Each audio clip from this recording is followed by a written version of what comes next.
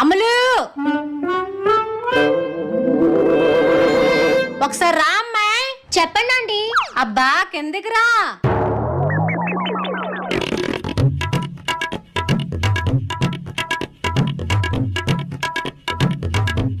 తొందర రా పిల్ల. ఏంటంటే చెప్పండి. మీ మేడ మీద బట్టలు ఆరేసుకోవడానికి ఖాళీ ఉందేంటి? సరే పైకి వెళ్ళండి.